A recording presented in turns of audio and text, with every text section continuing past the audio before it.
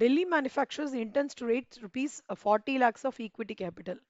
40 லட்சம் ரூபாய்க்கு equity capital வந்து அவங்களுக்கு தேவைப்படுறது. யாருக்கு? டெல்லி மேனுஃபேக்சரர்ஸ்க்கு தேவைப்படுறது.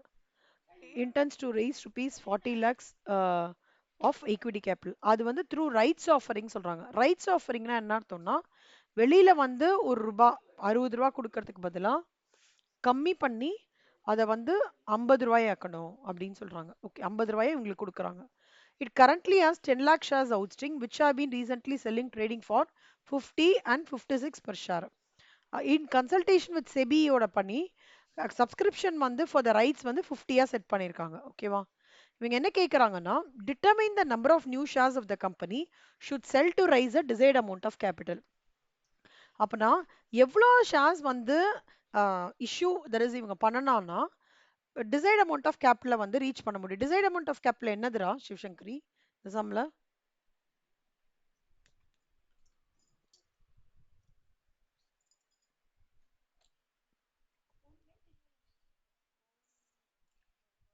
40 லேக்ஸ். ஸோ 40 லேக்ஸ்க்கு இவங்க வந்து எவ்வளோ ஷேர்ஸ் இஷ்யூ பண்ணோம்? இவங்களோட ரைட்டு இது எவ்வளோ? 50 ரூபா. இப்போ ஒரு ஷேருக்கு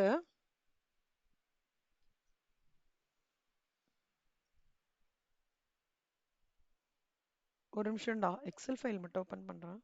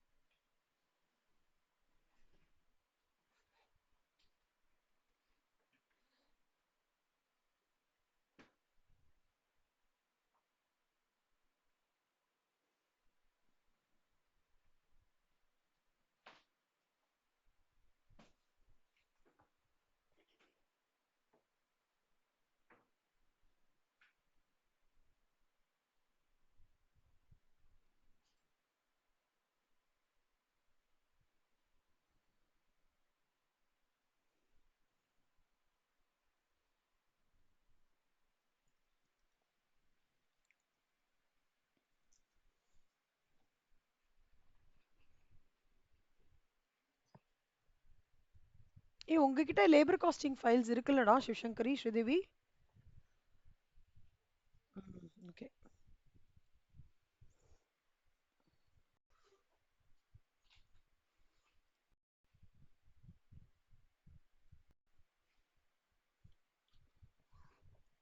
ஸோ பாருங்க கண்ணா, ஒரு ஷேருக்கு 50 ரூபா. அப்போ அவங்க கிட்டத்தட்ட வந்து 40 லட்சம் அவங்க வந்து ரைஸ் பண்ணும். அப்போ எவ்வளோ ஷேரு? 40 லட்சம் இன்டூ 1 டிவைடட் பை 50. அப்போனா எவ்வளோ? 80,000 ஷேர் நியூ ஷேர்ஸ் வந்து அவங்க இஷ்யூ பண்ணோம். ஓகேவா? அப்போ அவங்க என்ன சொல்றாங்கன்னா it currently has 10 lakh shares outstanding. அடுத்தது என்ன கேட்குறாங்கன்னா number of shares each right would entitle holder of one share per. அதாவது ஒரு ஆளுக்கு ஒரு ஷேர்டா, அதுதான் ரைட் ஷேர். அப்போ எவ்வளோ அடிஷ்னல் ஷேர்ஸ் ஒரு இன்வெஸ்டர் வந்து ஹோல்ட் பண்ணணும்?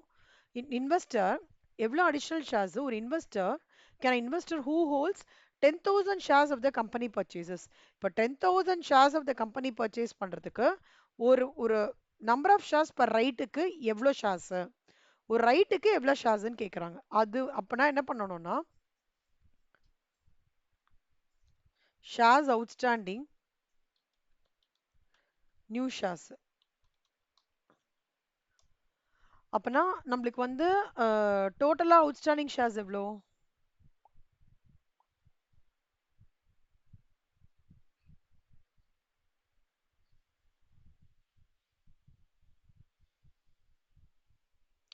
$10,000 ஷேர்ஸ் தான் கொடுத்துருக்காங்க.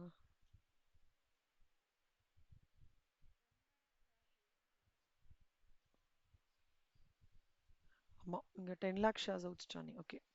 ஸோ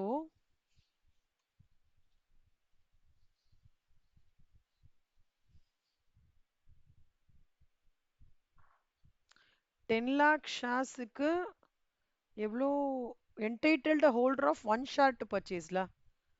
அப்போ 10 லேக் ஷேர்ஸுக்கு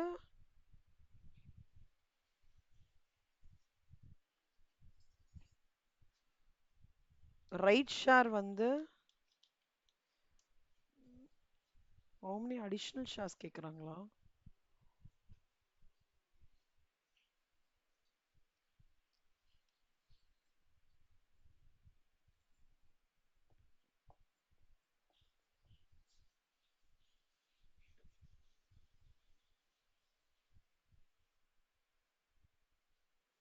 ம்,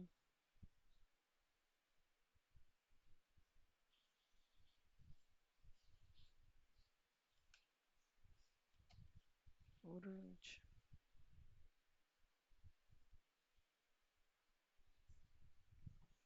Shares each would entail a holder of one share to purchase. How many additional shares can an investor who holds 10,000 shares of the company purchase? இதுக்கு ஒரு formula.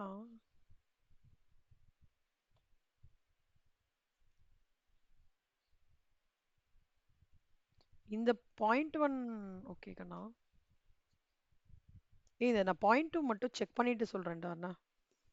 இந்த new shares divide by shares அவுட்ஸ்டாண்டிங்லாம் okay, but அதுல ஒரு concept இருக்கு, அதை நான் check பண்றேன். இது மட்டும் செக் பண்ணிட்டு சொல்றேன். Okay,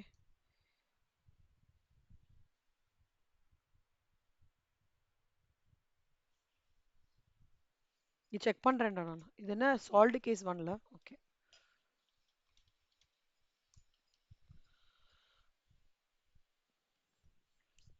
next solved case two பாருங்க. RBI offers 91-day treasury bills to raise 1500 crore. The following bids have been received. அதாவது RBI வந்து 1500 crore அந்த Reserve bank of India that is approve பண்ணி ஒரு 1500 crores வந்து தேவைப்படுறதுரா. அதனால 91 நாள் ட்ரெஷரி பில் வந்து அவங்க ரைஸ் பண்றாங்க. சரிம்மா, ட்ரெஷரி பில்னா என்னடா அர்த்தம்? Any idea?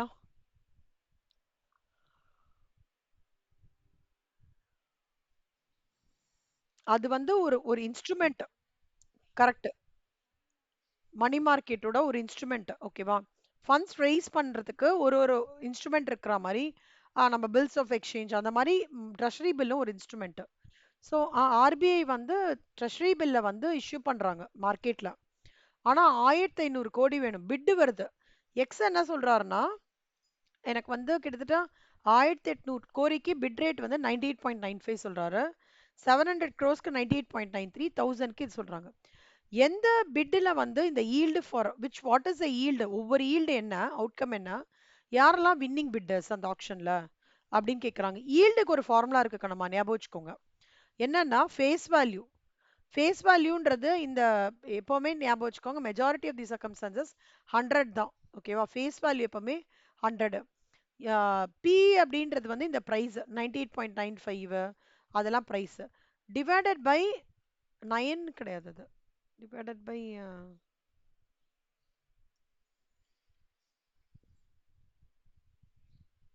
உங்க புக்லயும் 9 இருக்கு.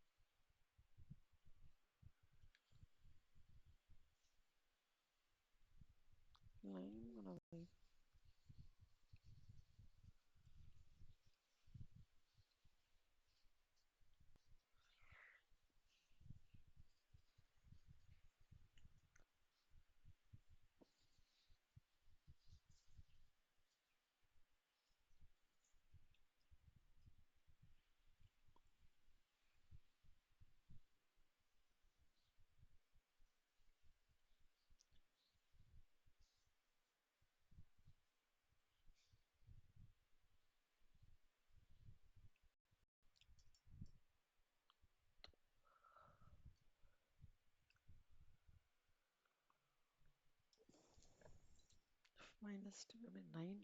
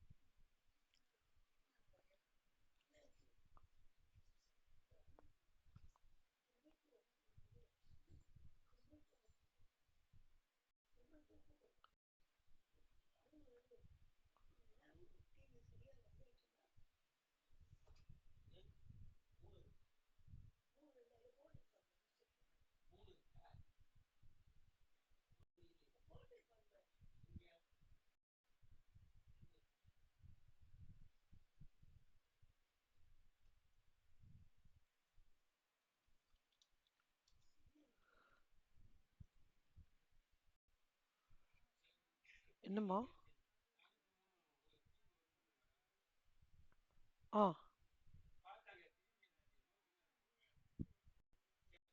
அனுப்புங்கண்ணா. அது 9 கிடையாது.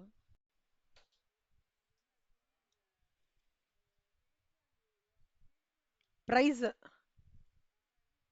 பிரைஸ் தான் போட்டிருக்காங்கல்ல. கரெக்ட். தான் டவுட் வந்துச்சு. பை 98.95 கரெக்டா? கரெக்ட். ஸோ ஃபேஸ் வேல்யூ எப்பவுமே இந்த சம்முக்குலாம் ஞாபகம் வச்சுக்கோங்கண்ணா. 100 ஃபேஸ் வேல்யூ 100. ஓகேவா? இந்த பிட் ரேட் வந்து will be your B price. Bid bid versus price.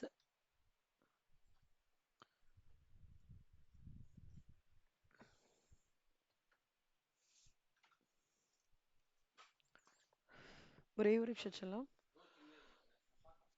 எவ்வளோடா வருது? கரெக்டா வருதா? ஃபேஸ் வேல்யூ வந்து பிட் பிரைஸ் வந்து 98.95. அப்புறம் வந்து ஸோ 100 மைனஸ் 98.95 டிவைடட் பை 95 98.95. அப்படியா? 100 100 minus 98.95 will be 1.05 divided by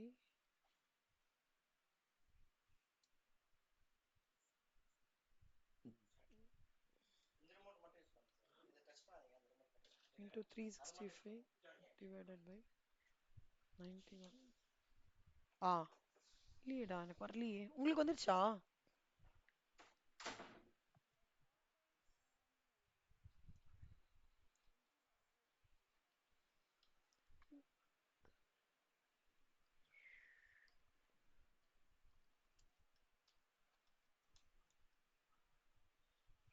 Kannamma இது டிவைடட் பை 98.95 செல்லம்.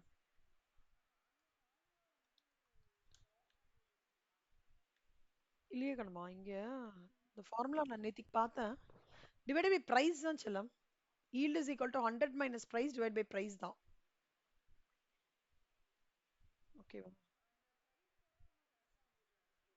கரெக்டா வந்துடுது. இங்க பாரு கண்ணம்மா, சிவசங்கரி நீங்களும் பார்த்துக்கோங்க. ஈல்டோட ஃபார்முலா என்ன தெரியுமா? அங்க மாத்தின்றுங்க. Face value minus price divided by price into divided by price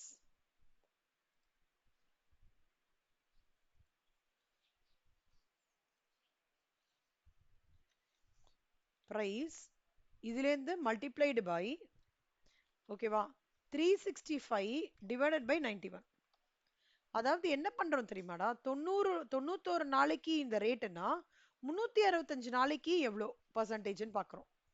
இது வந்து நம்மளுக்கு வந்து 91 நாளைக்கு இந்த face value minus price divide by price வருது இல்லையா? அது வந்து it is for 91 days. Okay, அப்போ 365 டேஸ்க்கு எவ்வளோ அப்படின்றது தான் இந்த கால்குலேஷன். புரிஞ்சுதா சிவசங்கரி ஸ்ரீதேவி? இப்போ ஃபேஸ் வேல்யூ வந்து நம்மளுக்கு சம்பளம் என்ன கொடுத்துருக்காங்கன்னா 100 மைனஸ் 98.95 டிவைடட் பை 98.95. இது வந்து ஃபார் 91 டேஸ். அப்போ இது என்ன வருதுன்னா 100 minus 98.95 which is 1. So this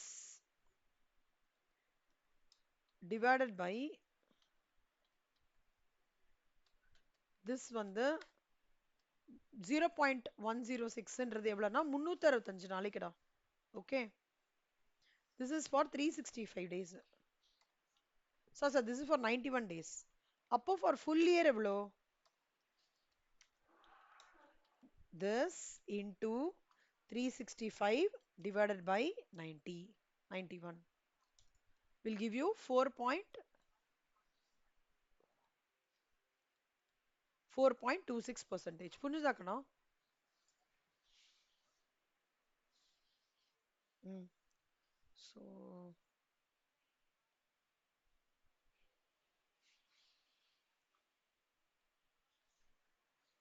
அதை மட்டும் மாத்திக்கோங்கண்ணா.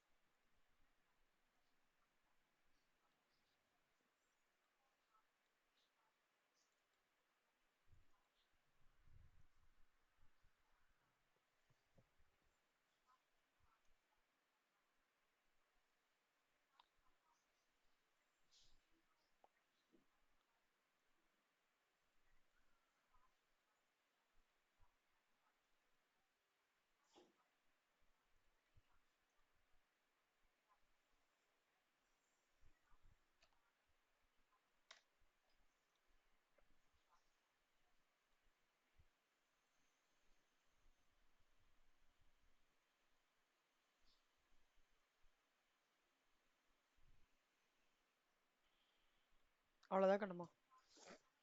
இப்ப இதே மாதிரி இந்த அடுத்தது போடலாமா?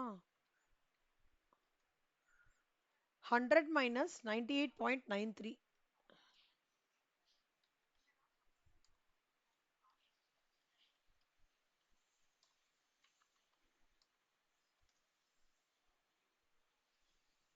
4.34. ஓகே, புரிஞ்சுதா ரெண்டு பேருக்கும்? ஏதாவது டவுட்னா கேளுங்கடா. ம். ஸ்ரீதேவி, சிவசங்கரி ரெண்டு பேருக்கு புரியுறதா? ஓகே. 4.38%. ஸோ இங்க வந்து லோவஸ்ட் ஈல்டு இது எதுன்னு பார்த்தோம்னா 4.26%. ஓகேவா? அப்ப அந்த லோவஸ்ட் ஈல்டு தான் first it will be allotted first and so on. அப்புறம் அப்பனா என்ன அர்த்தம்? அந்த பிட்டருக்கு வந்து பிட்டர் எக்ஸ் வந்து will be allotted the entire amount of 1500 crores. அது லோவஸ்ட் ஈல்ட். அப்போ எக்ஸோட தான் அக்செப்ட் பண்ணிக்கணும். அதான் பாயிண்ட். ஓகேவா? லோவஸ்ட் பிட் எது இருக்கோ டு பி அக்செப்டட். ஓகேவா? அவ்வளவுதான் சொல்லுவோம். நெக்ஸ்ட் இந்த இது முடிஞ்சிருச்சு. இதுல இருக்கிற தியரி வந்து இப்போ எடுக்கிறேன் பாருங்க.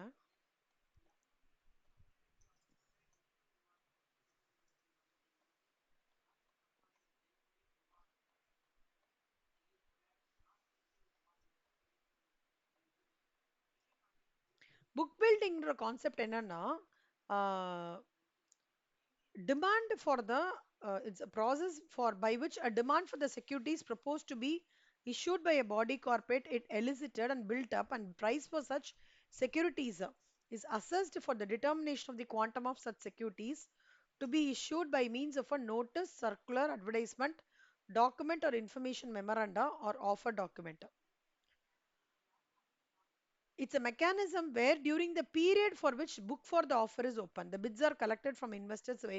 ஒண்ணுமே இல்லடா, புக் பில்டிங்ன்றது நான் இப்போ ஒரு சே ஃபார் எக்ஸாம்பிள் இந்தியன் இத ஐபிஓ சொல்றோம்ல, ஐபிஓவோட ஒரு ஒரு ஸ்டெப்பு தான் வந்து புக் பில்டிங்ன்றது. அது ஃபர்ஸ்ட் வந்து செபி இன்ட்ரடியூஸ் பண்ணாங்க. இந்த ப்ராசஸோடது என்னன்னா, எனக்கு இப்போ ஒரு தேவையா இருக்குடா, 1500 கோடி எனக்கு தேவையா இருக்குன்னா, அந்த 1500 கோடிக்கு தேவைன்னு சொல்றத நான் வந்து சர்க்குலர் பண்ணியோ இல்லை நோ அட்வர்டைஸ்மெண்ட்லயோ ஏதோ போட்ட உடனே எனக்கு வந்து இந்த 1500 கோடிக்கான பிட் ப்ரைசஸ் நிறைய வரும். நான் வந்து 95 ரூபாயில இது பண்ணி 1500 கோடி பிட்டிங் வரும். அப்புறம் வந்து bids are collected from various investors various prices. ஓகேவா? which are within the price band specified by the issuer. அப்புறம் இவங்க என்ன பண்ணுவாங்கன்னா, இவங்க இன்டர்னலா இவங்க எல்லாம் டிஸ்கஸ் பண்ணி ஒரு பர்டிகுலர் பிட் எது கம்மி பிரைஸோ அவங்களுக்கும் ஓகேவா இருக்கோ அதை வந்து செலக்ட் பண்றதா புக் பில்டிங் அப்படின்னு சொல்றாங்க. புக் பில்டிங்ன்றது என்னன்னா, ப்ரீடிட்டர்மைன்டு பிரைஸ் ரேஞ்சஸ் அதை பேஸ் பண்ணி ஒரு புக் பில்டிங்கை வந்து sale of securities to the public பண்றது தான் புக் பில்டிங் அப்படின்றாங்க. புக் பில்டிங்ன்றது வந்து it's a price discovery mechanism beginning increasingly popular as a method of issuing the capital.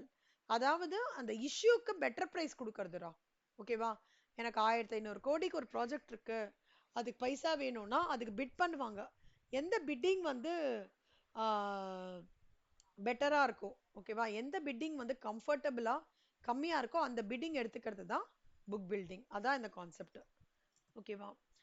Book பில்டிங்ன்றது வந்து எப்பவுமே வந்து public issue, cost of the public issue வந்து இங்க பயங்கரமா ரெடியூஸ் ஆயிடும். புக் பில்டிங்ல வந்து demand for the share is known, issue close பண்றதுக்கு முன்னாடி டிமாண்ட் ஃபார் த ஷேர் வந்து நம்மளுக்கு தெரிஞ்சிடும். அதான் புக் பில்டிங் கண்ணா. கிரீன் ஷூ ஆப்ஷன் அப்படின்னா என்ன அர்த்தம்னா, இந்த பிரைஸ் ஆஃப் செக்யூரிட்டிஸ்க்கு போஸ்ட் லிஸ்டிங் ஒன்று இருக்குடா, ஓகேவா. ப்ரோரேட் அலாட்மெண்ட்னு சொல்றோம்ல கண்ணா. ப்ரோரேட் அலாட்மெண்ட்னா என்ன, எனி ஐடியா?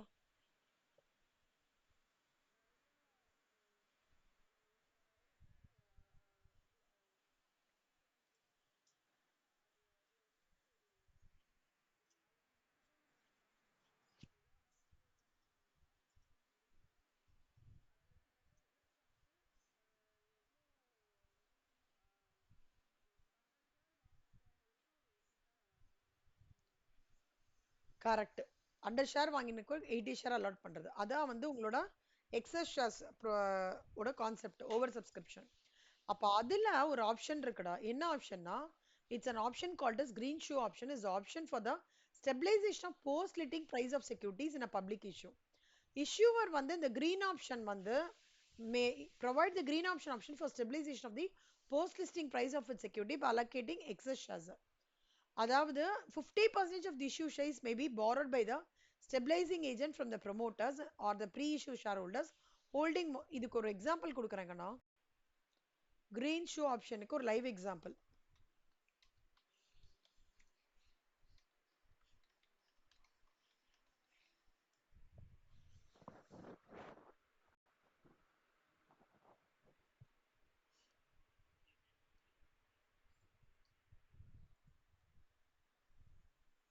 இங்க பாருங்க கண்ணா, கம்பெனி வந்து அண்டர்ரைட்டர்ஸ்னா யாரா, எனி ஐடியா அண்டர்ரைட்டர்ஸ்னா?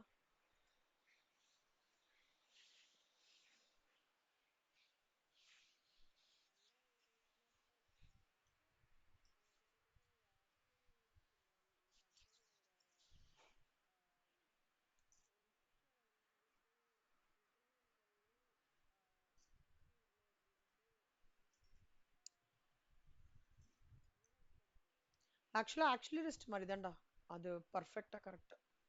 அவங்க வந்து என்ன பண்ணுவாங்கன்னா, ஆக்சுவலா அந்த ரிஸ்க்ன்றது இந்த கான்டெக்ட்ல எப்படின்னா, கம்பெனியால அவங்களுக்கு தேவைப்பட்ட ஃபண்டை ரைஸ் பண்ண முடியலன்னு வச்சுக்கோங்களேன், அவங்க வந்து அந்த ரைஸ் பண்ற ஃபண்ட் அந்த ஆக்டிவிட்டியை வந்து இந்த இன்டர்மீடியரி கால்டர்ஸ் அண்டர்ரைட்டர்ஸ்க்கு கொடுத்துருவாங்க. ஒரு கமிஷன் கொடுக்குறேன்ப்பா, இந்த இவ்வளவு ஷேர்ஸ் எனக்கு தேவைப்படுறது, இவ்வளவு ஃபண்டிங் தேவைப்படுறது, அதுக்கான ஷேர்ஸை வந்து நீ வித்து தந்துரு, கம்பெனி ஷேர்ஸை அப்படின்னு சொல்லுவாங்க. அப்போ அண்டர்ரைட்டர்ஸ் பிச்சின் பண்ணி பண்ணி கொடுப்பாங்க.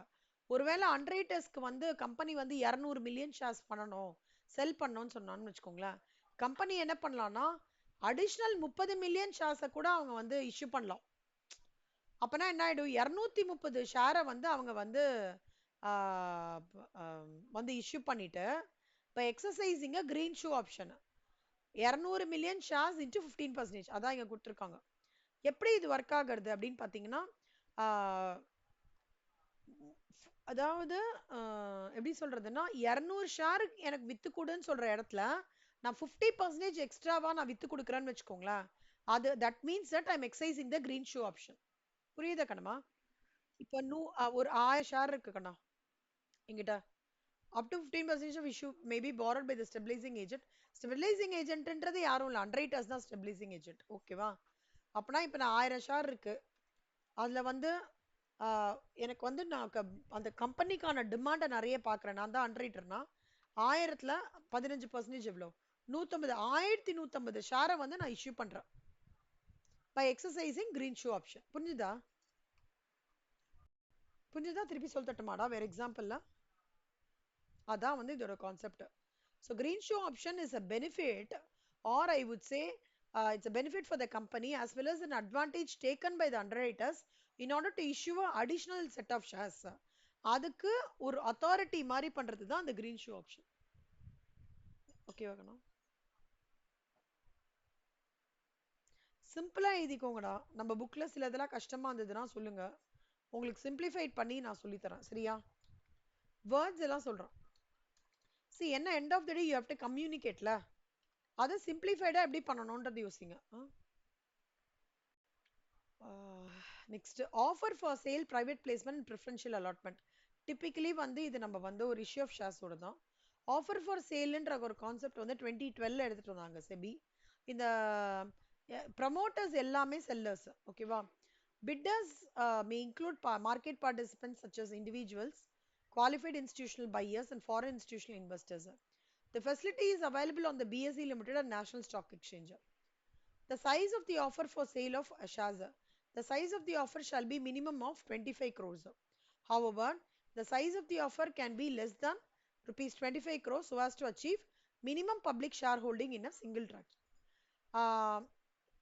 என்ன இது இது வந்து சேல் ஆஃப் ஷேர்ஸ்க்கு வந்து எப்பவுமே மினிமம் சைஸ் வந்து 25 கோடி இருக்கணும்ண்ணா. ஓகே, அதுக்கு கீழே இருக்கவே கூடாது. 10% ஆஃப் ஆஃபர் சைஸ் ஆகுது. ரீட்டைல் இன்வெஸ்டர்ஸ்னா யாருன்னா நம்மளா ரீட்டைல் இன்வெஸ்டர்ஸ். யாரு ஒரு individual layman is retail investor. அவனுக்கு மினிமம் 10% ஆஃப் தி ஆஃபரா ரிசர்வ் பண்ணிடணும். அதுக்கப்புறம் இவன் வந்து ராகேஷ் ஜுன்ஜுன்வாலாலாம் கேள்விப்பட்டிருக்கீங்களா?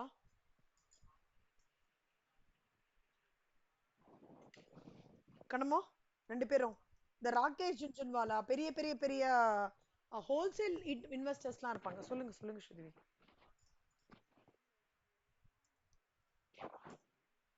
இல்லடா, ரீட்டைல் இன்வெஸ்டர்ஸ் ஹோல்சேல் இன்வெஸ்டர்ஸ் 2 பேர் இருக்காங்க. ஓகேவா? இன்வெஸ்டர்ஸ்லயே 2 பேரா பிரியும்டா.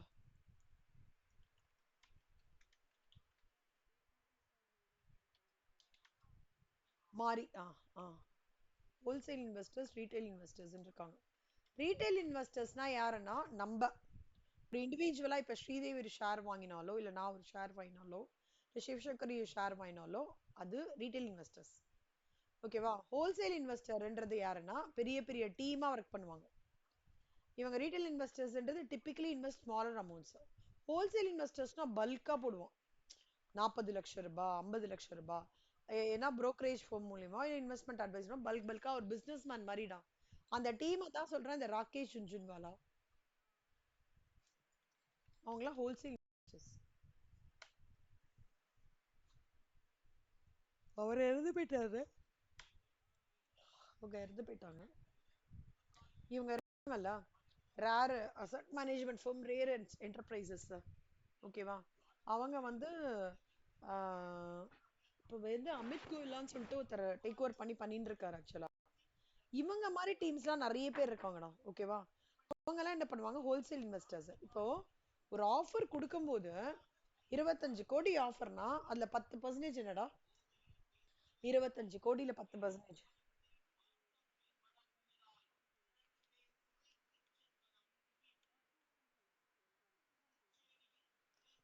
2.5 crore வருதா? 2.5 crore வருது. அந்த 2.5 crore வந்து நம்மள மாதிரி ரீட்டைல் இன்வெஸ்டர்ஸ்க்கு தான் அவங்க ஆஃபர் கொடுக்கணும். ரிமைனிங் இருக்குல்ல சொல்லுமா, அதாவது ரிமைனிங் சம் சம் அமௌண்ட், அது வந்து தான் அந்த ஹோல்சேல் இன்வெஸ்டர்ஸ் எடுத்துப்பாங்க.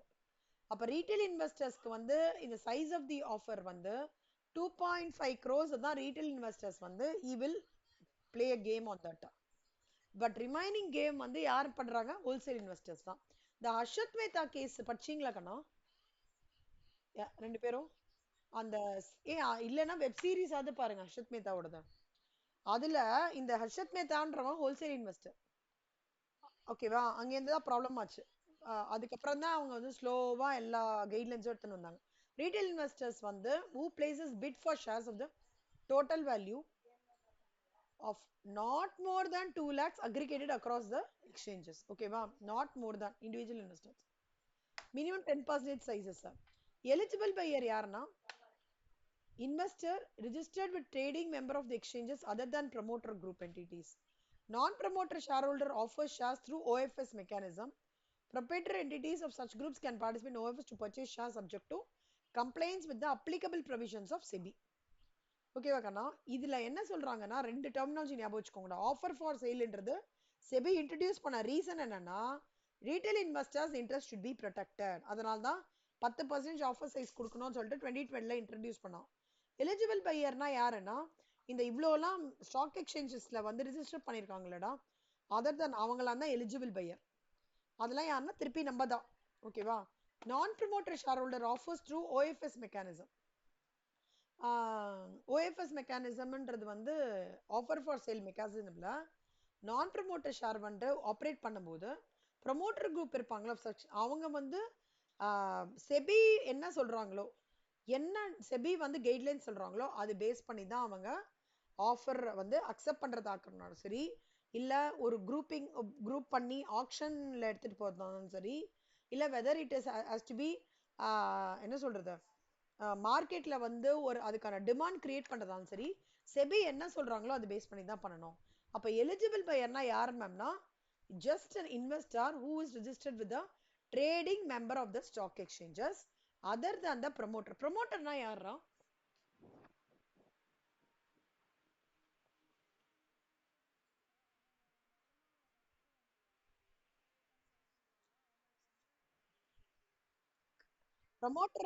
ப்ரமோட்டர் முதல்ல யாரு கம்பெனிக்கு பைசா இது பண்றாங்களோ, முதல்ல யாரு கம்பெனிக்கு பைசா வந்து எடுத்து இந்த பைசா ஆரம்பிக்கலாம்னு சொல்றவங்க தான் ப்ரமோட்டர். ஓகேவா? Next private placement preferential allotment, அது ஆல்ரெடி தெரியும்ல செல்லமா. ப்ரிஃபரன்ஷியல் அலாட்மெண்ட்ன்றது செட் ஆஃப் குரூப் ஆஃப் பர்சன்ஸ்க்கு மட்டும். ஓகேவா? ஷேர்ஸ் இஷ்யூ ஆகுது ப்ரிஃபரன்ஷியல் அலாட்மெண்ட். குவாலிஃபைட் இன்ஸ்டிடியூஷனல் பிளேஸ்மெண்ட்ஸ்ன்றது இந்த லிஸ்டட் இஷ்யூவர் இருக்காங்கல்ல, அவங்க வந்து ஈக்விட்டி ஷேர்ஸ் இஷ்யூ பண்ணும்போது, ஓகேவா, வாரண்ட் தவிர qualified institutions placement வந்து when the issue of equity shares happens along with the warrants, but other than qualified institutional buyers க்கு தவிர qualified institutional buyers ரெண்டு கேட்டகரி ஆஃப் பீப்புள் இருக்காங்கடா. qualified institutional buyers இருக்காங்க. அந்த பையர்ஸ் யாருன்னு பாத்தீங்கன்னா செபி வந்து பிராண்ட் பண்ணுவாங்க, அவங்களா தான் அந்த பையர்ஸ். அவங்கள தவிர ஒரு இஷ்யூ ஆஃப் ஈக்விட்டி ஷேர் வந்து இஷ்யூவார அதாவது எப்படி சொல்றோம்னா இந்த QIP IPP ஒரு நிமிஷம் இருடா.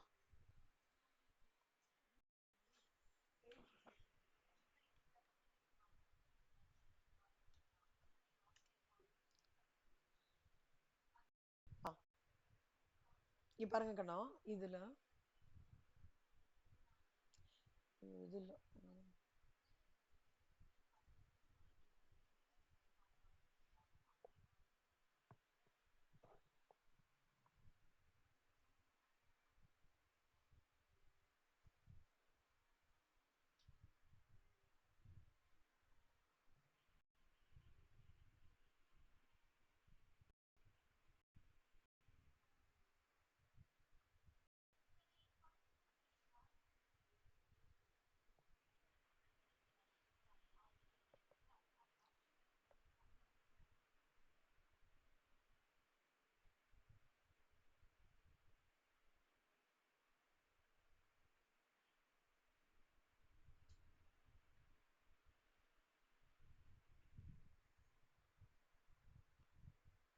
இவங்கெல்லாம் என்ன பண்ணுவாங்கன்னா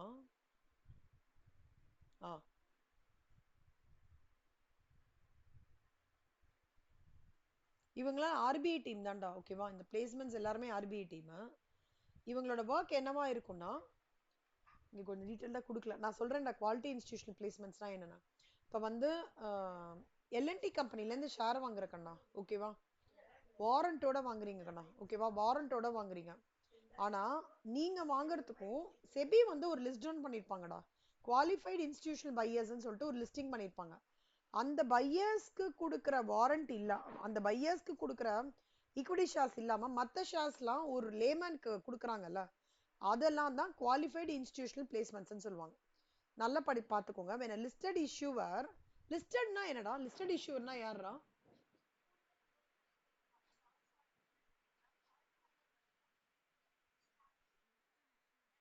லிஸ்டட் இஷ்யூவர் அப்படின்னா யாரு?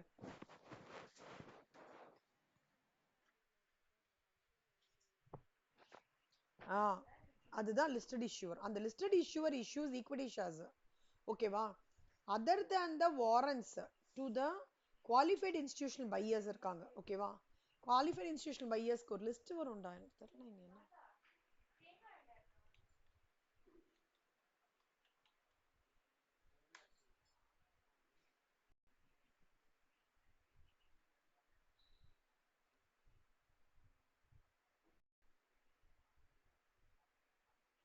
அதாவது இவங்க இந்த இதுலயே இருப்பாங்கடா. ஒரு லிஸ்ட் இருக்கும்.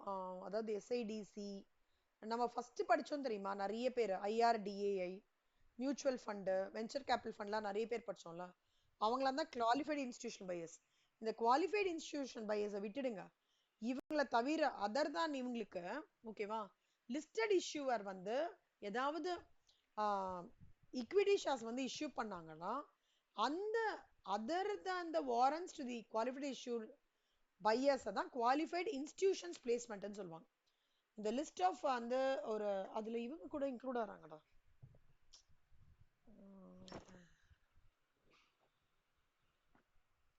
ஸ்டேட் ஃபினான்ஸ் கார்பரேஷன் ஒரு 6 பேர். இந்த 6 பேர் இது நோட் பண்ணிக்கோங்க. நீங்க கேட்டா கேட்கலாம்.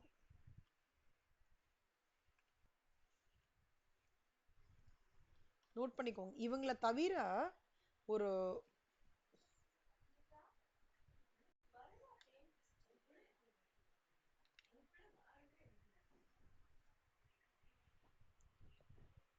பண்றது வந்து qualified that is institutional placements. Institutional பையர்ஸ்க்கு தவிர ஒரு ஈக்விட்டி ஷேர்ஸ் இஷ்யூ ஆகிறதுனா qualified institutional placements.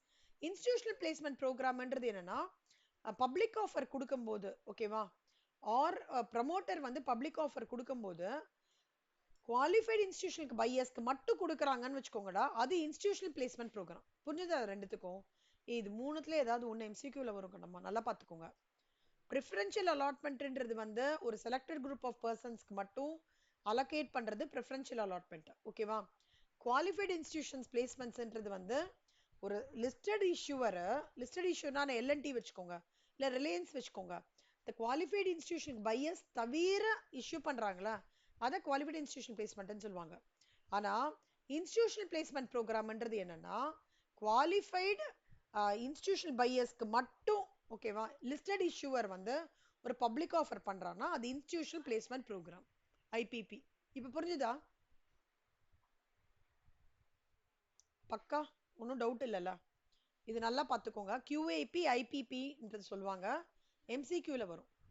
Next incident programme அப்படின்னா, இன்சிடென்ட் ட்ரேடிங்னா என்ன அர்த்தம்னா buying and selling of securities of a listed company. யாரோ ஒருத்தர் டைரக்டரோ இல்லை எம்ப்ளாயியோ இல்லை ஸ்டாச்சுட்டரி ஆடிட்டோ இல்லை அனாலிஸ்ட் கன்சல்டன்ட் யார் ஹூ ஹாவ் த, அதாவது அவங்களோட இன்சைட் இன்ஃபர்மேஷன் அவங்க கையில இருக்கும்டா, ஆனால் ஜென்ரல் பப்ளிக் தெரியாது. அந்த மாதிரி ஒரு டிரான்சாக்ஷன் நடக்கிறது தான் insider trading.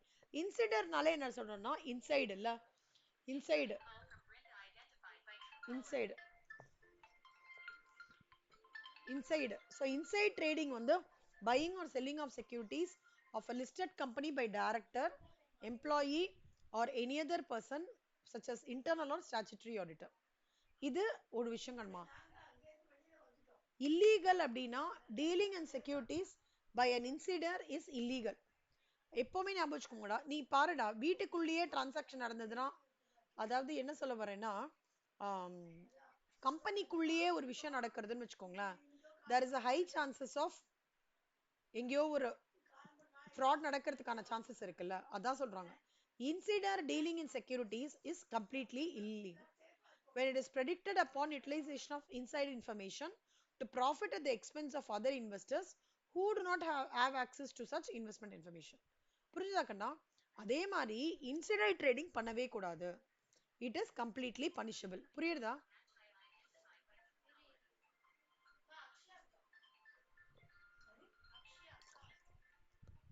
These 3 decades have passed since SEBI regulations 1992 were notified, which were framed to deter the practice of insider trading in the securities of listed companies. ஓகேவா செல்லம்?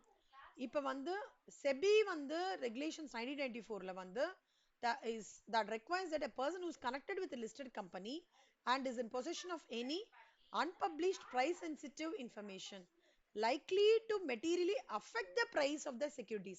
அர்ஷத் மேத்தா கேஸ்ரா, ஓகேவா? அர்ஷத் மேத்தா என்ன பண்ணான்டா ஸ்ரீதேவி? ஏதாவது ஐடியா இருக்கா?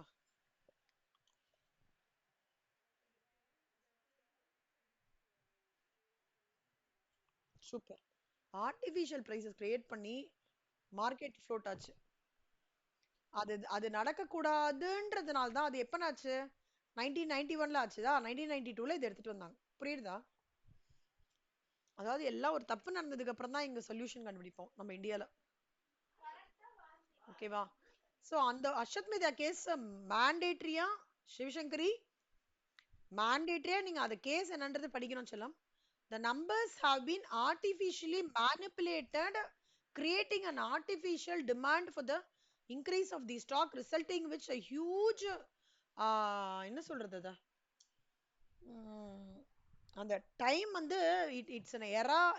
அதாவது வந்து அது வந்து இந்தியன் ஹிஸ்டரி ஸ்டாக் ஹிஸ்டரியிலேயே அது மறக்க முடியாத மாதிரி பண்ணிட்டாங்க அந்த ஆளு.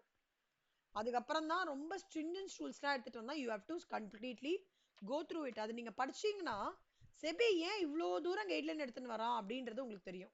ஓகேவா? மஸ்ட் ரீடு அது ஒண்ணு.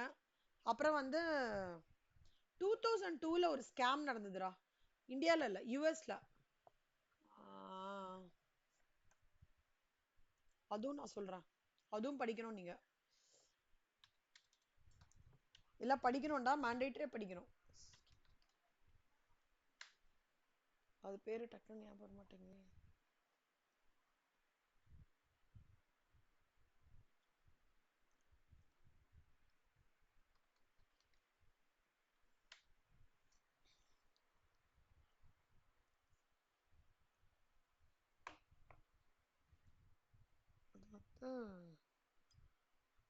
அதுக்கப்புறம் தான் சைபர் செக்யூரிட்டி பயங்கரமா இது பண்ணோம்டா.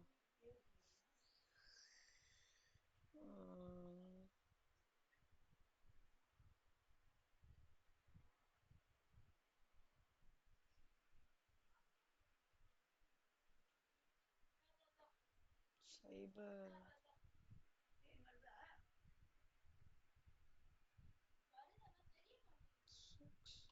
சார்பன் சாக்ஸ்லி ஆக்ட்ல ஒரு இது பண்ணாங்கடா 2000.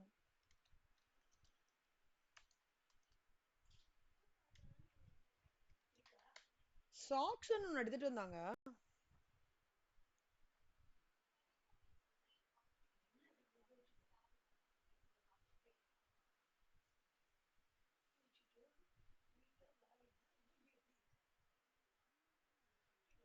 ஆமாண்டா பெரிய ஸ்கேம். ஒரு நிமிஷம்டா. சார்பன் சாக்ஸ்லி ஆக்ட் அதனால தான் எடுத்துட்டு வந்தாங்க 2002ல.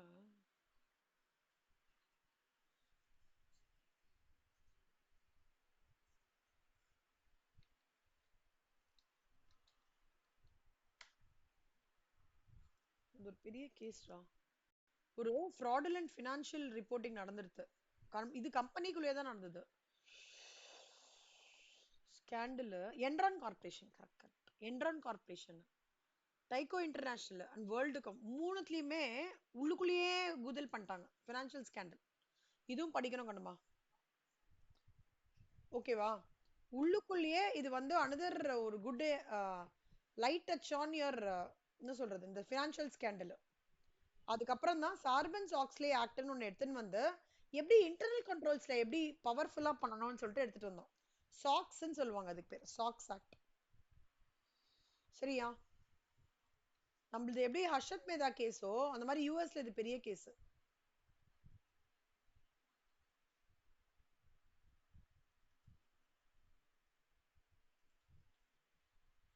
படிக்கிறீங்களாடா? இது ரெண்டுத்தையும் மஸ்ட் நாளைக்கு ரெண்டு பேருமே சொல்லணும். ஸ்ரீதேவி சிவசங்கரி ஸ்காக்ஸும் படிங்க, அஸ்வத் மேதாதும் படிச்சு சும்மா ஒரு 10 மினிட்ஸ் அதை பத்தி டிஸ்கஸ் பண்ணலாம். சரியா? அதுதான கண்ணம்மா இது.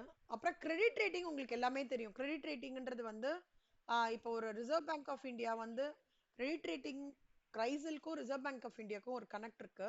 கிரைசில் தான் வந்து என்ன சொல்லணும்னா இந்த கம்பெனி வந்து ஹை குவாலிட்டி கம்பெனி, இந்த கம்பெனி வந்து லெண்டிங் கெப்பாசிட்டி பரவாயில்ல, மாடரேட், ஹை, லோ அந்த மாதிரி சொல்றது தான் வந்து கிரைசிலோடது கிரெடிட் ரேட்டிங்.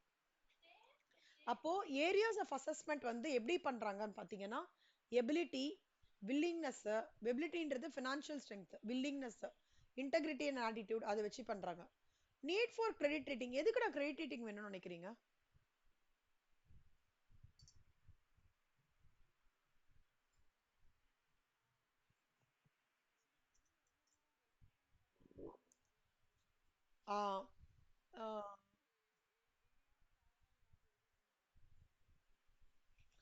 கிரெடிட் ரேட்டிங்கோட அட்வான்டேஜ் என்ன அப்படின்னா நம்ம வந்து ரொம்ப இந்த நிஜமாலே இந்த கம்பெனில இன்வெஸ்ட் பண்ணணுமா வேண்டாமா, சிம்பிளா நிஜமாலே இந்த கம்பெனில நம்ம இன்வெஸ்ட் பண்ணலாமா வேணாமா, நிஜமாலே இந்த கம்பெனில போட்ட பைசாக்கான ரிஸ்க் ஃபேக்டர் என்ன அசஸ்மெண்ட் நம்மளால பண்ண முடியும், ஓகேவா, இந்த கம்பெனி ரெப்புடேஷனா இருக்கா இல்லையா, இல்லீகலா இந்த கம்பெனி ஏதாவது ப்ரொசீடிங்ஸ் வச்சிருக்காங்களா இல்லையா, இந்த என்டையர் ஃபேக்டரை நம்மள அட்டஸ்டேஜ் தெரிஞ்சுக்கிறதுக்கு ஒரே ஒரு அறிகுறி கிரைசல் கொடுக்குற கிரெடிட் ரேட்டிங் தான்.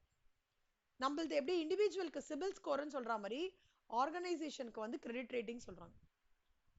கிரெடிட் ரேட்டிங் வந்து டு நாட் மெஷர் த ஃபாலோயிங்டா. இன்வெஸ்டருக்கு வந்து ரெக்கமெண்டேஷன்லாம் கிடையாது, அது ஒரு பாராமீட்டர். அதுக்கப்புறம் அவன் புத்திசாலித்தனமா இருந்து போடணுமா வேணாமா நான் தான் இது பண்ணும். அதே மாதிரி இந்த கிரெடிட் ரேட்டிங்னால ஸ்டாச்சுட்டரி கம்ப்ளைண்ட்ஸ், அதாவது அந்த கம்பெனி வந்து கரெக்டா டாக்ஸேஷன்லாம் பே பண்ணியிருக்கானா, ஆனுவல் ரிட்டர்ன்ஸ்லாம் கரெக்டா நடந்திருக்கா, ஆடிட்டிங்லாம் வந்து கரெக்டா பண்ணியிருக்காங்களா இல்லையா அப்படின்ற ஒரு விஷயம்லாம் வந்து கிரெடிட் ரேட்டிங் வச்சுலாம் சொல்ல முடியாது. Credit rating will say about the ability and the strength of the organization, whether it will give you an idea இவங்க வந்து ஃபினான்ஷியல் ஸ்டாண்டிங்ல எப்படி இருக்காங்கன்ற ஒரு ஐடியா கொடுக்கறது தான் கிரெடிட் ரேட்டிங். சிலமா இது அப்ஜெக்டிவ்ஸ் வந்து இம்பார்ட்டன்ட்னா, maintain investors confidence, protect the investors of the investors, அப்புறம் access a tool for marketing of debt securities, அதுக்கப்புறம் வந்து provide greater financial and accounting information of the issuers, to reduce the interest cost for highly rated companies, அப்புறம் to motivate வந்து savers to invest in debt securities. இது எல்லாமே இல்ல நடக்கும். ஓகேவா? Next வந்து பாத்தீங்கன்னா merits and process of credit rating சொல்லலாம். என்னடா மெரிட்ஸா இருக்கும்னு நீங்க நினைக்கிறீங்க இப்ப சொன்னதை வச்சு?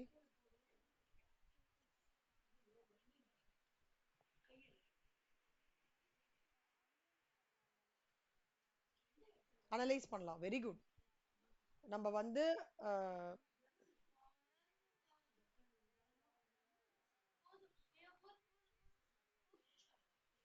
கரெக்ட் ரிஸ்க் ப்ரொஃபைல் கரெக்டா பண்ணலாம் சொல்லமா, ரிஸ்க் ப்ரொஃபைல் கரெக்டா பண்ண முடியும். அதே மாதிரி இந்த ரேட்டிங் டீம் இருக்காங்கல்ல, ஒரு ரேட்டிங் டீம் எப்பவுமே ஃபார்ம் ஆவாங்க. அவங்க எப்படின்னா இப்போ ஒரு கம்பெனியை பத்தி ஒரு பெரிய இதுல ஹோல்சேல் இன்வெஸ்டர் இருக்காங்கல்ல, அவங்களுக்கு ஒரு பார்ட் ஆஃப் இது இம்பார்ட்டன்ட் ஸ்டெப். அந்த ரேட்டிங் டீம் வந்து அக்ரிமெண்ட், ரேட்டிங் ஏஜென்சிக்கும் கிளைண்ட்டுக்கும் ஒரு அக்ரிமெண்ட் போட்டுப்பாங்க. கிரெடிட் ஏஜென்சி வந்து it will form a team, and on the basis of the composition, expertise and skills, they will evaluate the business. அதை வச்சு அந்த particular wholesale இன்வெஸ்டருக்கு சொல்லுவாங்க, இல்ல இதை வந்து நீங்க பண்ணிக்கோங்க, பக்காவான கம்பெனி, இதுல வந்து நீங்க ப்ரொசீட் பண்ணிக்கோங்க அப்படின்ற மாதிரி அந்த ரேட்டிங் டீம் தான் வந்து பக்காவா சொல்லணும். ஓகேவா? அதே மாதிரி இனிஷியல் அனாலிசிஸ் பண்ணுவாங்கடா, இனிஷியலா ரிப்போர்ட் கொடுத்துருவாங்க. அந்த ரிப்போர்ட்ல என்ன ஆயிடும்னா, the authenticity and validity of the information submitted, it will reflect the credit rating activity. அது ஒண்ணு. இன்னொன்னு என்ன அப்படின்னா, evaluation by the rating committee. Evaluation by the rating கமிட்டின்றது என்னன்னா, it is the final authority for assigning the ratings. The rating team makes a brief presentation about the issuers, business and agent. Actual ரேட்டிங்ன்றது அப்புறம் rating assign பண்ணுவாங்கடா. எப்படி ஒரு credit rating பண்ணணும்ன்றதுக்கு தான் இப்ப நான் சொல்றேன். ஒரு பேசிக்கா ஒரு டீம் ஃபார்ம் ஆகி அந்த இனிஷியல் அனாலிசிஸ் பண்ணி கிட்டத்தட்ட ஒரு வீடு கட்டுற மாதிரி வச்சுக்கோங்க கண்ணா. அஸ்திவாரம் போட்டு ஒரு டீம் வந்து நம்மளோட சைட்டை பார்த்து, அப்புறம் இந்த சைட் இங்க இருக்குன்னு சொல்லி, அப்புறம் சர்வேயர்ஸ் வந்து, அப்புறம் வந்து சர்வே சர்டிபிகேட் கொடுத்து, சிவில் இன்ஜினியர் மேப் போட்டு எவ்வளவு பண்றோம், கரெக்டா? ஓகேவாடா? ஹலோ. அந்த மாதிரி ஒரு இந்த ஆக்சுவல் ரேட்டிங் அப்புறம் இஷ்யூவர் கிட்ட சொல்லி, அப்புறம் அவங்க ரேட்டிங் வந்து இஷ்யூவர் கன்வின்ஸ் ஆகலைன்னா திருப்பி ஃபர்தரா வந்து ரிவ்யூ பண்ண சொல்லி, ஓகேவா, திருப்பி வந்து அவங்க பேஸ் இன்புட்ஸ்லாம் வச்சு தானே பண்ணியிருப்பாங்க, அதை ரீவிசிட் பண்ணி கடைசியா அதை மானிட்டர் பண்ணி பண்றது தான் வந்து கிரைசலோட steps. Credit ratings in India என்னெல்லாம், கிரைசல் இருக்காங்க, ஐசிஆர்ஏ இருக்காங்க, கேர் இருக்காங்க, India ratings formerly Fitch ratings இருந்தாங்க. ரொம்ப இதுல ஃபேமஸ் வந்து கிரைசிலும் ஐசிஆர்ஏ தான் சொல்லுமா, ஞாபகம் வச்சுக்கோங்க. ஓகேவா? அப்புறம் இன்ஃபார்மிக்ஸ் வேல்யூவேஷன் ரேட்டிங் அதெல்லாம் இருக்காங்க. ஓகேவா கண்ணமா? இதுதான் வந்து நம்மளோட கிரெடிட் ரேட்டிங் ஓடுது. மணி மார்க்கெட்டிங் வந்து உங்களுக்கு ஒரு டாஸ்க் கொடுக்குறேன்னு சொல்லம், இல்ல கோத்ரூ பண்ணி பாருங்க. இது பேசிக்கா பேங்கிங் தாண்டா கண்ணா. ரொம்ப கஷ்டமா இருக்கா டஃபா இருக்கான்னு சொல்லுங்க. எப்படின்னா ஆர்கனைஸ்ட் அன்ஆர்கனைஸ்ட். ஆர்கனைஸ்டுனா கமர்ஷியல் பேங்க்ஸ்லாம் ஆர்கனைஸ்டு சொல்லம், அன்ஆர்கனைஸ்டுனா என்னன்னா இந்த பான் புரோக்கர்ஸ்லாம் இருக்காங்களா, chit fund, Shriram chit fund, அப்புறம் நிதிஸ், கும்பகோணம் சிட் ஃபண்டு, அப்புறம் பான் புரோக்கர்ஸ், சேட்டுக்கடை, அவங்களாம் இண்டிஜினியஸ் பேங்கர்ஸ். அன்ஆர்கனைஸ்டு செக்டார் எல்லாமே வந்து ஆர்பிஐ கண்ட்ரோல் கிடையாது. ஆர்கனைஸ்டு செக்டர் மட்டும்தான் ஆர்பிஐ கண்ட்ரோல். ஓகேவா? மணி மார்க்கெட் ஷார்ட் டேர்ம் இது கால் மணில கோத்ரூ பண்ணி பார்க்குறீங்களா? ஈஸியா இருக்கா கஷ்டமா இருக்கான்ட்டு? ட்ரெஷரி பில்லு இதெல்லாம் அப்படியே பேங்கிங் தான் சொல்லுமா. இங்க பாருடா, yield in treasury bills formula 100 minus p minus p into 365 divided by d into 100. ஏய் இது சின்ன நோட் இருந்தா எழுதிக்கோங்களேன். எஃப்எம் சின்ன நோட் இருந்தா எழுதிக்கோங்கண்ணா பக்கத்துல. ரொம்ப இம்பார்ட்டன்ட் ஃபார்முலா.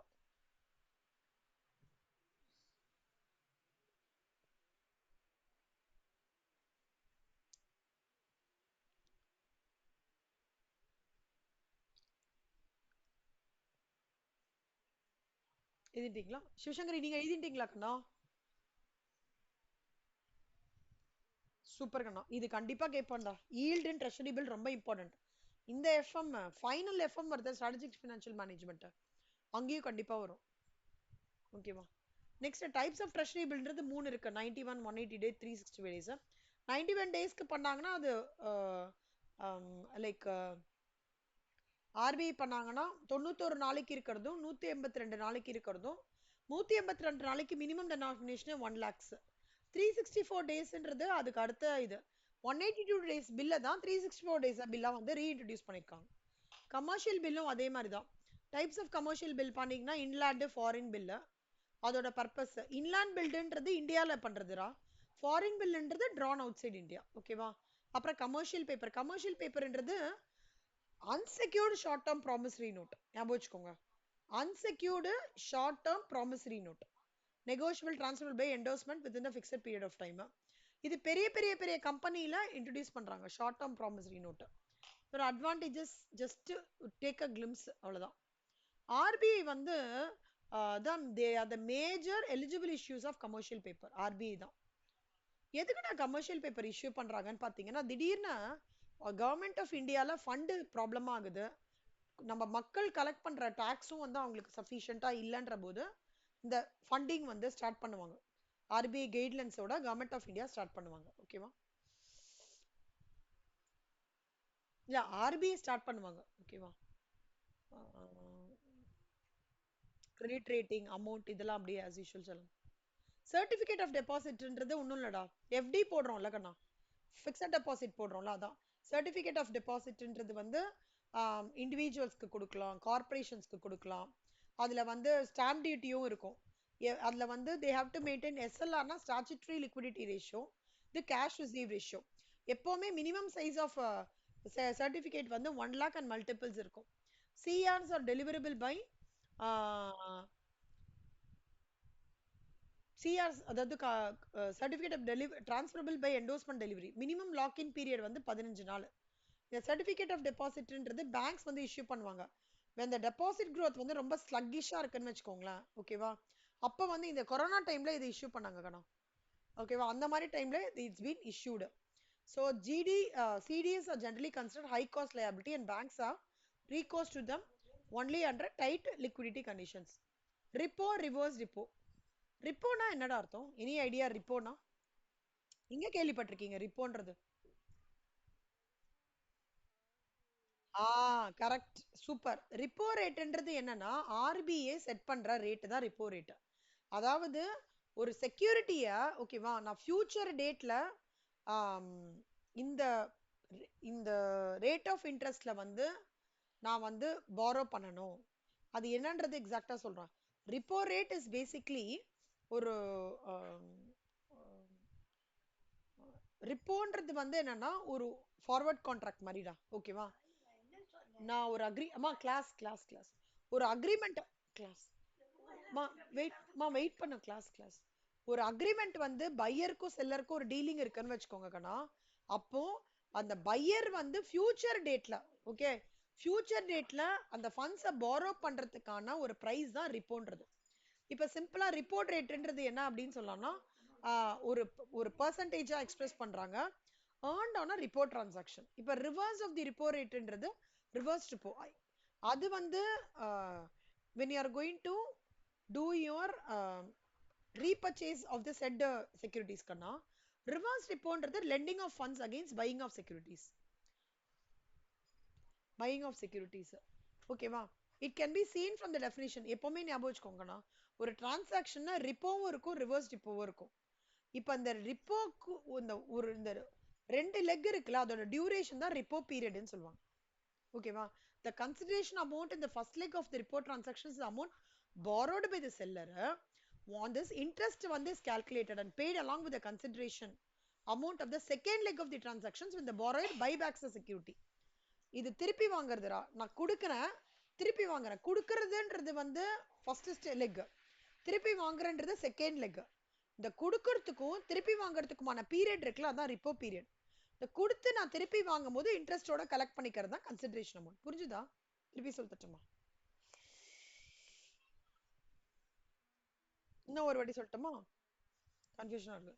டிரான்சாக்ஷன்ஸ்ல வந்து அமௌண்ட் வந்து borrowed by the seller of the security டா. ஒரு செக்யூரிட்டி வச்சுட்டு செல்லர் அந்த செக்யூரிட்டி செல் பண்றாருல, அப்போ ஒரு அமௌண்ட் borrow பண்ணிக்கிறாருல, அப்போ அவருக்கு ஒரு அமௌண்ட் வருதுல்ல, அது ரிப்போர்ட் டிரான்சாக்ஷனோட ஃபர்ஸ்ட் லெக். ஓகேவா? இதுல இங்க borrow பண்ணி அமௌண்ட் இவருக்கு கையில எடுத்து வச்சுக்கிற அமௌண்ட்ல ரிப்போ ரேட் ஒன்று கால்குலேட் ஆகும். ஓகேவா? அந்த ரிப்போ ரேட்டை இவர் திருப்பி அதை திருப்பி கொடுக்குறாருல, அந்த பையருக்கு திருப்பி கொடுக்கணும்ல, borrower has to again buy back the security and give the amountல, திருப்பி அவர் கொடுக்கும்போது இன்ட்ரெஸ்டோட அந்த பையருக்கு கொடுக்கணும் செக்யூரிட்டி வாங்கும்போது. இது second leg of the transaction. திருப்பி சொல்லட்டுமா?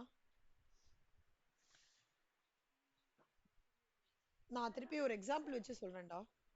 சிவசங்கரி ஸ்ரீதேவி நீங்க ரெண்டு பேரும் இருக்கீங்க, சரியா? ஒரு செக்யூரிட்டியை கொடுத்துட்டு ஸ்ரீதேவி நீங்க சிவசங்கரி கிட்ட பைசா வாங்குறீங்க. இது first leg of the report transaction. ஓகேவா கண்ணா? இப்ப புரிஞ்சுதா? அப்போ ஒரு 5 நீங்க என்ன சொல்றீங்கன்னா ஒரு மாசத்துல திருப்பி கொடுத்துடுறேன்னு சொல்றீங்க. அப்போ ஒரு மாசத்துல திருப்பி கொடுத்துடுறேன்னு சொல்லும் போது நீங்க எந்த அமௌண்ட்டுக்கு வாங்கினீங்களோ அந்த அமௌண்ட்டுக்கு பர்சன்டேஜ் இன்ட்ரெஸ்ட் வந்து சிவசங்கரி உங்களை டிமாண்ட் பண்ணுவாங்க. அப்போ 10,000 ரூபாய்க்கு நீங்க சிவசங்கரி வாங்கினா 10,000 ரூபாயில 10% இன்ட்ரெஸ்ட்னா எவ்வளோடா? 1000 ரூபாயா? 11,000 ரூபாய் நீங்க திருப்பி கொடுக்கறது தான் second leg of the transaction. இப்போ இந்த ஃபர்ஸ்ட் லெக் ஆஃப் தி டிரான்சாக்ஷனுக்கும் செகண்ட் லெக் ஆஃப் தி டிரான்சாக்ஷனுக்கும் ஒரு டென்யூர் வருதுல்ல, பீரியட், அதை தான் ரிப்போ பீரியட்னு சொல்றாங்க. அவ்வளவுதான். இப்ப புரியுதாடா? ஓகே. ஸ்ரீதேவி சிவசங்கர் ரெண்டு பேருக்கும் சூப்பர் சொல்லுங்க. இப்போ இந்த ரிப்போஸ்லயே ஃபீச்சர்ஸ் ஆஃப் ரிப்போஸ்ல சில இதெல்லாம் சொல்றாங்க. எந்தெல்லாம் ரிப்போஸ் வரும்? இப்போ ட்ரெஷரி பில்ஸ் எடுத்துட்டாங்கன்னா எப்படி பண்றாங்க, அந்த மாதிரி ஒரு ஃபீச்சர்ஸ் மாதிரி செட் ஆஃப் கொடுத்துருக்காங்க. பார்ட்டிசிபென்ட்ஸ் இந்த பையர் ரிப்போ எல்லாருக்குமே வந்து எப்பவுமே ஞாபகம் வச்சுக்கோங்கண்ணா, ஸ்டாச்சுட்டரி லிக்விடிட்டி ரேஷியோ. லிக்விடிட்டி ரேஷியோனா என்னன்னா, any ratio that is basically maintained in order to meet up your working capital management position. அப்படின்னா என்ன? என்னோட கரண்ட் அசட்டும் கரண்ட் லயபிலிட்டியோட டிஃபரன்ஸ் 2:1 ரேஷியோல இருக்கணும். அதான் liquidity ratio. Current ratio sorry, liquidity ரேஷியோன்றது வந்து என்னோட கரண்ட் அசட் இஸ் கரண்ட் லயபிலிட்டியோட ரேஷியோ 1:1 ரேஷியோல இருக்கணும். புரியுதா? சூப்பர். இப்ப பாருங்க கண்ணா, இப்ப வந்து டைப் ஆஃப் ரிப்போஸ் இருக்கு. Overnight repo, term repo and open repo. Overnight ரிப்போனா என்ன சொல்றான்? ஒரே ஒரு நாளைக்கு மட்டும் term of the loan exist ஆகுறதுன்னு வச்சுக்கோங்க கண்ணா, அது ஓவர் நைட் ரிப்போ. இன்னைக்கு நைட்டு வாங்கி நாளைக்கு காத்தாலே நான் கொடுக்கறது ஓவர் நைட். டேர்ம் ரிப்போ அப்படின்னா என்ன அர்த்தம்னா, சாரிடா, டேர்ம் ரிப்போ அப்படின்னா என்ன அர்த்தம்னா ஒரு நாளைக்கு மேல இருக்கிறது டேர்ம் ரிப்போ. ஒரு நாளைக்கு மேல இருக்கிறது. ஓப்பன் ரிப்போனா எண்ட் டேட்டே கிடையாதுடா. நான் இன்னைக்கு வாங்கி கொடுத்துட்டு நான் ஒரு ஒரு ஃபிக்ஸட் பீரியட் ஆஃப் டைமுக்கு, பட் நான் வந்து அதாவது ஓவர் நைட்டும் இருக்காது, இன்னைக்கு கொடுத்து நாளைக்கு செட்டில் பண்ற மாதிரி இருக்காது. ஒரு ஒரு ஓவர் பீரியட் ஆஃப் டைம், ஒரு மாசம் 2 மாசம் இருக்கிறது ஓப்பன் ரிப்போ. இதுல இன்ட்ரெஸ்ட் எப்படி பண்ணுவாங்கன்னா, சேல் பிரைஸ்க்கும் பர்ச்சேஸ் பிரைஸ்க்குமான டிஃபரன்ஸ். சிம்பிளா சொல்றேன்டா, ஹையர் பர்ச்சேஸ் படிச்சோம் தெரியுமா?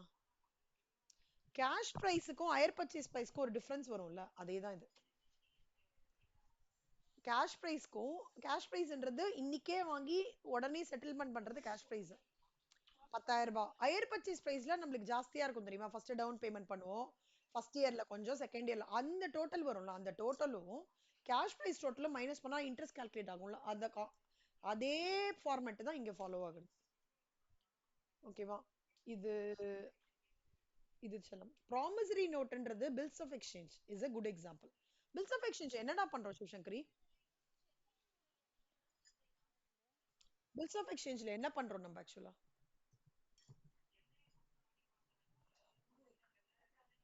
எப்படி how the flow of bills of exchange வந்து works?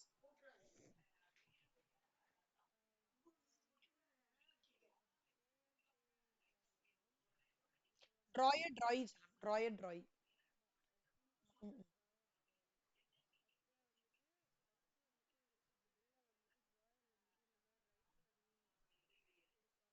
ம்,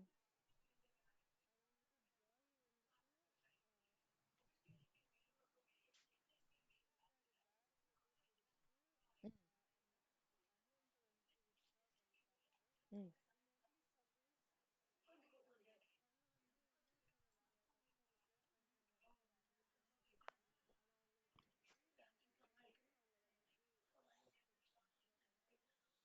இன்னும் கொஞ்சம் கூட ஏதாவது சிம்பிளிஃபைடா சொல்ல முடியுமா? ட்ரை பண்ணுங்கண்ணா. நீங்க இப்ப சொன்னீங்கல்ல, அது ஆல்மோஸ்ட் ரைட். இன்னும் கொஞ்சம் கூட ஏதாவது சிம்பிளிஃபைடா நான் நீங்க இன்னும் ஒரே ஒரு வாட்டி சொல்லுங்க. அது எப்படி நான் சிம்பிளிஃபைடா சொல்றதுன்றத உங்களுக்கு சொல்றேன். ஒரு வாட்டி சொல்லுங்க பார்க்கலாம். திருப்பி.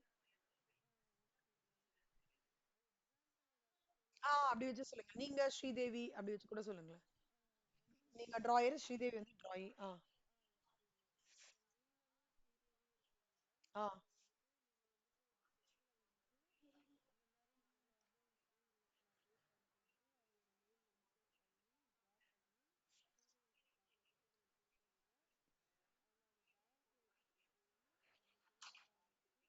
செல்லுமா இப்போ நானும் ஸ்ரீதேவில யார் டிராயர் யார் டிராயி?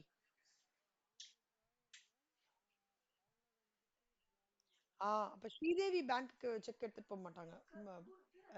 Promissory note. நான் தான் ஸ்ரீதேவி கிட்ட சைன் வாங்கிட்டு பேங்க்குக்கு எடுத்துட்டு போவேன். ஓகே? ஓகேவா செல்லம்மா? சொல்லுங்க. ஃப்ளோ கரெக்டா சொல்லுங்க.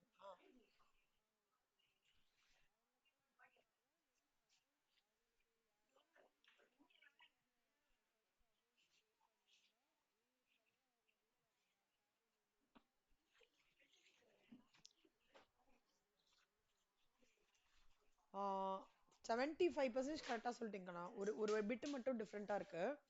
நீங்க சொன்னீங்களே இப்ப நான் போய் திடீர்னு எனக்கு ஒரு ப்ராப்ளம் இருக்குன்னு வச்சுக்கோங்களேன். பேங்க்ல போயிட்டு அந்த பேங்க் கிட்ட டிஸ்கவுண்ட் பண்ணி இந்த மாதிரி சொல்றேன். எனக்கு வந்து எனக்கு திடீர்னு லிக்விடிட்டி கிரன்ச் ஆயிடுது. என்னால என் கம்பெனில லிக்விடிட்டி ரேஷியோ மெயின்டைன் பண்ண முடியலன்றதுனால எனக்கு பைசா உடனே கொடுங்கன்னு சொல்றேன். பேங்க் உடனே டிஸ்கவுண்ட் பண்ணி பைசா கொடுக்கறது. ஆனா இப்ப சப்போஸ் நான் வந்து அந்த பில்ஸ் ஆஃப் எக்ஸ்சேஞ்ச வேற ஒருத்தர் பேர்ல வந்து என்டோஸ் பண்றேன்னு வச்சுக்கோங்க கண்ணா. அப்ப அந்த பர்சன் போய் வாங்கிக்கலாம். தப்பு கிடையாது. ஓகேவா? ஆனா மெஜாரிட்டி 95% டிராயர் போய் கொடுத்தாதான் பில்ஸ் வந்து டிஸ்கவுண்டிங் பண்ணுவாங்க. ஓகேவாடா? ப்ராசஸ் புரியுறதாடா ரெண்டு பேருக்கும்? நானு நானு நானு நான் ட்ராயர்ன்றது வந்து the person who sells the goods to the other person. நான் எனக்கு பைசா வேணும். நான் தான் செல்லர் தான் எப்பவுமே டிராயரா இருப்பாரு. யார் பைசா கொடுக்கணுமோ அவங்க தான் வந்து டிராயியா இருப்பாங்க. ஓகேவாம்மா? திருப்பி சொல்லட்டுமா? சொல்லிட்டோமா? ஓகே. நீங்களும் சிவசங்கரியும் ஸ்ரீதேவியும் இருக்கீங்கடா. நீங்க ஸ்ரீதேவிக்கு 10,000 ரூபாய்க்கு கூட்ஸ் கொடுத்துருக்கீங்க. ஸ்ரீதேவி சொல்றாங்க எனக்கு இப்ப வந்து கொடுக்க முடியல. எனக்கு வந்து ஒரு 1 இயர் கழிச்சு 1 இயர் சொல்றேன் 1 மந்த் கழிச்சு நான் பைசா கொடுக்குறேன் சிவசங்கரின்னு சொல்றாங்க. நீங்க ஒத்துக்கிறீங்க. நான் திடீர்னு பார்த்துட்டுனா உங்களுக்கு ஒரு லிக்விடிட்டி கிரன்ச் ஆயிடுது.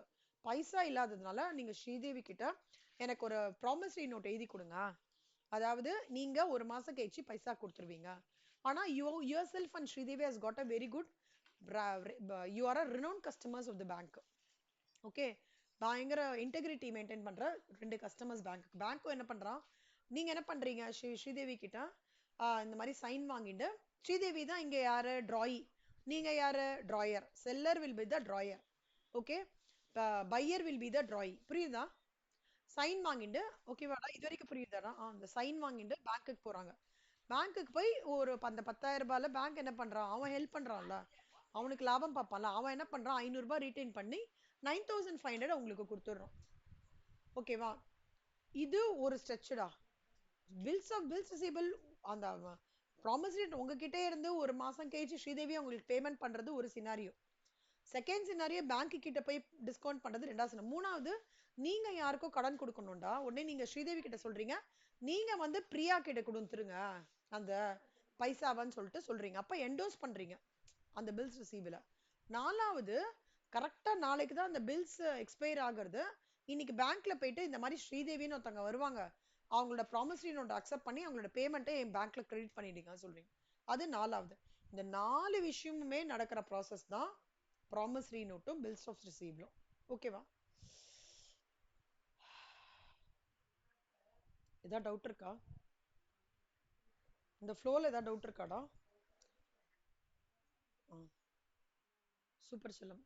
இதெல்லாம் தாங்க நம்ம அந்த ப்ராமிசரி நோட்ல கவர் அப் ஆகும். கவர்மெண்ட் செக்யூரிட்டினா கவர்மெண்ட், சென்ட்ரல் பேங்க் ஆஃப் இந்தியாவே, ஸ்டேட் பேங்க் ஆஃப் இந்தியாவே ஒரு ஒரு செக்யூரிட்டியை வந்து தன்னோட ஃபண்ட்ஸ் இல்ல, இப்ப திடீர்னு டெபிசிட் பட்ஜெட்னு சொல்றாங்களா நிர்மலா சீதாராமன், அப்படின்னா என்ன அர்த்தம் நினைக்கிறீங்க? பைசா இல்ல, கஜானா காலி இல்ல. அப்ப என்ன பண்ணுமா, இன்க்ரீஸ் ஆயிடுது. அதாவது டாக்ஸ்ல இருந்து கலெக்ட் என்னமா, ஃபண்ட் கம்மியா இருக்கு.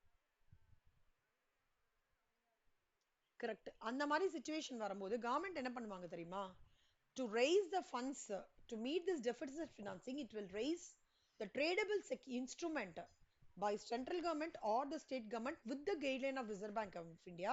They will issue the security in the market. So அப்ப என்ன பண்ணுவான், இவங்களோடதுலாம் வந்து they will, corporate companiesலாம் they'll buy that government security and in turn the government will get a money. It might happen for a short term as well as for a long term கண்ணா. ஓகேவா? இதை தவிர நான் சொன்னேன் இல்ல அன்னைக்கு உங்ககிட்ட சொன்னேன்னா,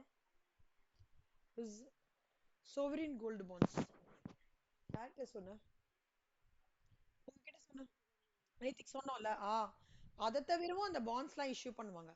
அதை தவிரவும் ஸ்டேட் டெவலப்மெண்ட் லோன்ஸ்லாம் கூட வந்து இதுவாகும்.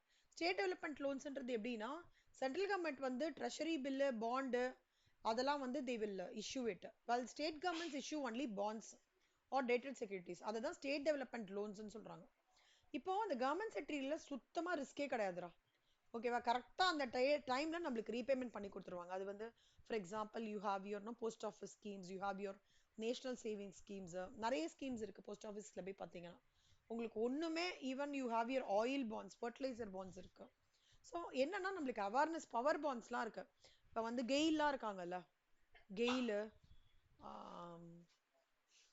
செயிலு, கேள்விப்பட்டிருக்கீங்களா? அந்த பாண்ட்ஸ்லாம் கூட நீங்க வாங்கி வச்சுக்கலாம், தப்பு கிடையாது. ஈவன் சம்டைம்ஸ் ரொம்ப கம்மி அமௌண்ட்ல கூட பண்ணுவாங்க. பாயிண்ட்ஸ் வந்து வச்சுனாங்கன்னா உங்களுக்கு பர்சன்டேஜும் ஜாஸ்தி, எஃப்டியை விட சேஃப்டியும் கிடையாது, சேஃப்டி இஷ்யூஸும் கிடையாது. இதெல்லாம் தாங்க நான் கவர்மெண்ட் செக்யூரிட்டிஸ்ல வந்து டிமேட் ஃபார்ம்னா ஆன்லைன்லேயே வச்சுக்கலாம், டிஜிட்டல் மோட்லேயே வச்சுக்கலாம். ஓகே வச்சுலாமா? இது ஜஸ்ட் கோத்ரூ பண்ணி பாருங்க. ட்ரெஷரி பில், கவர்மெண்ட் பாண்ட்ஸ், திருப்பி திருப்பி அதே தான் எடுத்திருக்காங்க. அப்புறம் சால்வ்டு கேஸ் 1 கேஸ் 2. ஓகேவாடா? ஸோ இந்த மாடியூல் 2 பொறுத்த வரைக்கும் அது ஒரு ஐசிடபிள்யூ போர்ஷன் நான் சொல்ல மாட்டேன். அது வந்து 11th 12th காமர்ஸ், கொஞ்சம் எக்கனாமிக்ஸ், பிகாமோட பேங்கிங்கு, எக்கனாமிக்ஸ் கலந்த ஒரு கலவை. ரெண்டே 2 சம் இருக்கு, நல்லா பார்த்துக்கோங்க.